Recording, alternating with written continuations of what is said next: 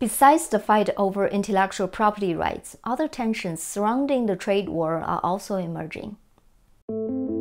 As soon as the U.S. trade war started, on July 7th, the U.S. Navy sent 2 destroyers into the Taiwan Strait, the waterway separating mainland China from Taiwan. This is the first U.S. warship heading into the strait since 2017, and it might signal the start of a sustained drumbeat of similar transits, reassuring the United States' commitment to Taiwan amid intensifying Chinese pressure on the island and a U.S. China trade war.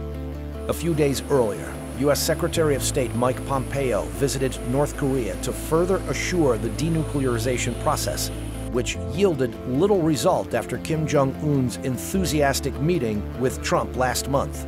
It was widely suspected that Kim's change in attitude was due to pressure from China. What do these new developments say about the trade war? Let's hear from Wen Zhao. It's widely suspected that Kim's shift in attitude was due to Xi Jinping.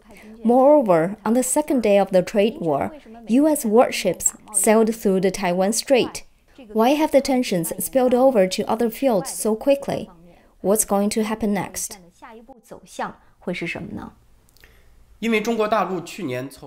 Actually, the Chinese regime doesn't have much at hand for what's to come next, because China imported only 130 billion of U.S. goods last year.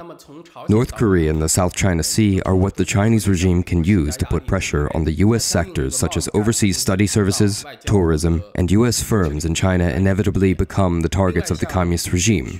But America is the #1 destination for Chinese students, who, in the eyes of the regime, will bring back tech to them to enhance their industries. If service trade is affected, China's long-term loss will also be greater than that of America. After all, China has only temporary purchasing power in these sectors, while the U.S. has irreplaceable products, and the seller is stronger in a long-term view of the market. What Xi Jinping relies on is largely low system advantages, which are not supposed to arm him with decisive, long-term strengths. But he assumes that China is so huge and has so many tools for use, which makes it hard for him to cave in unless those tools are used up.